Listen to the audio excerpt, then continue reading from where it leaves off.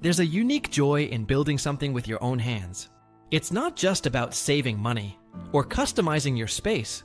It's about the journey, the learning process, and the immense satisfaction when the final screw is tightened and you step back to admire your work. That's exactly what I experienced when I decided to build a DIY console table from scratch, with nothing but basic tools, a vision, and a strong cup of determination. I had never built furniture before, so if you're a beginner like I was, trust me when I say, you can do this. Why I decided to build a console table. It all started with a problem. I had a long empty hallway wall in my apartment that looked bland and unused. I wanted a piece of furniture that could act as a decorative anchor, something functional yet beautiful. Most store-bought console tables were either too expensive or didn't match my vision. Planning the project. Sketches, dimensions, and design. Before cutting a single board, I spent hours planning. 1. Measurements. I measured the space where the console table would go. I decided on the following dimensions. Length, 48 inches, 4 feet. Height, 30 inches. Standard console table height. Depth, 12 inches, narrow enough for a hallway. Second design concept. I went for a minimalist design with a rectangular tabletop, open space underneath, and a lower shelf for storage baskets. It had clean legs and an industrial vibe, perfect for a modern apartment. 3. Materials list.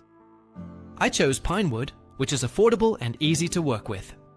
Here's what I used. 2 1x12-inch pine boards, 48 inches long for the top and bottom shelf. 4. 2x2-inch pine boards, 30 inches long, for the legs. 4. 2x2-inch pine boards, 12 inches long, for the side stretchers. 2 2x2-inch pine boards, 44 inches long, for the front and back stretchers. Wood screws, 1 1/4 inches and 2 inches.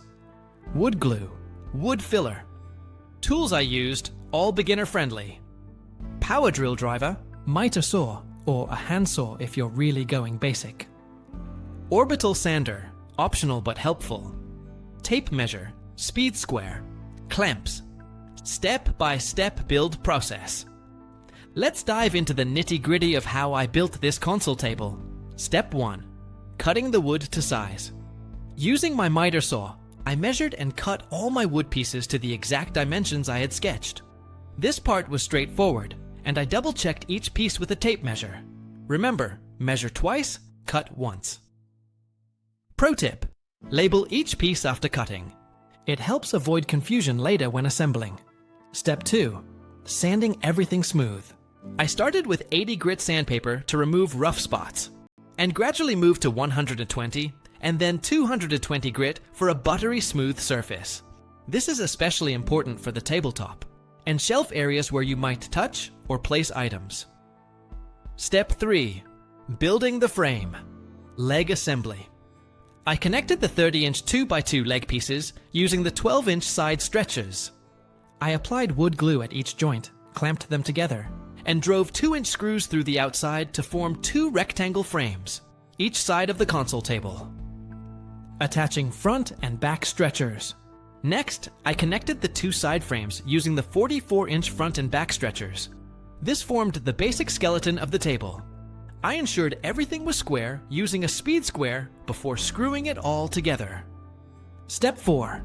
Adding the bottom shelf. I attached the lower 1x12 board, bottom shelf, 4 inches from the floor.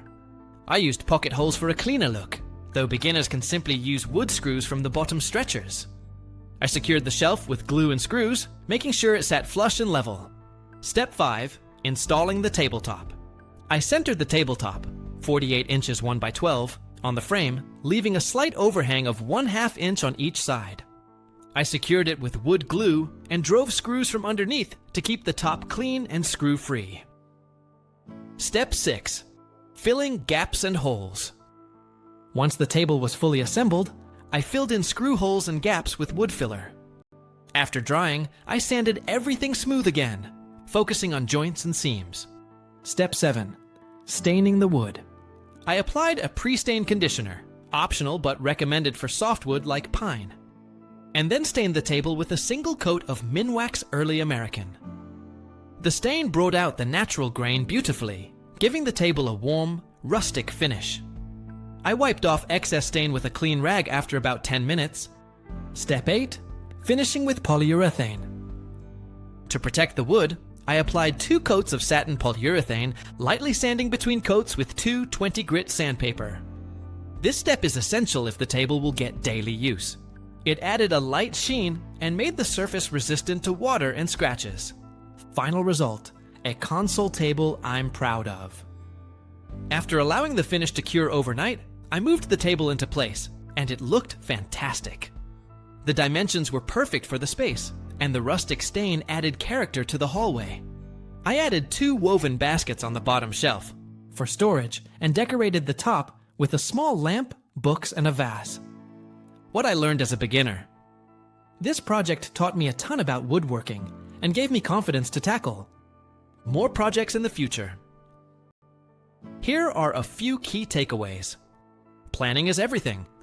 Accurate measurements and sketches saved me from a lot of mistakes. Clamps are your best friend. They help keep pieces aligned and tight while gluing or screwing.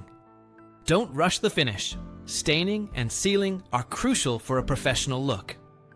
Imperfections are okay. Minor flaws gave the piece character and reminded me that handmade isn't about perfection. Future plans. What's next in my woodworking journey? Now that I've built my first table, I'm already planning my next build. A matching bench and a floating shelf. I'd also love to experiment with pocket hole joinery. And maybe even drawer slides for future pieces. The possibilities feel endless once you start building. If you're on the fence about starting a woodworking project, let this be your sign. Just start. You don't need a workshop or expensive tools. A small space, some basic equipment, and a bit of patience are all you need to create something beautiful and functional. Building this console table from scratch as a beginner was one of the most rewarding things I've done, and it's just the beginning of many more DIY adventures to come. So go ahead, grab some wood, sketch your dream design, and make it a reality. If you find this content helpful, don't forget to like and subscribe, and leave a comment below.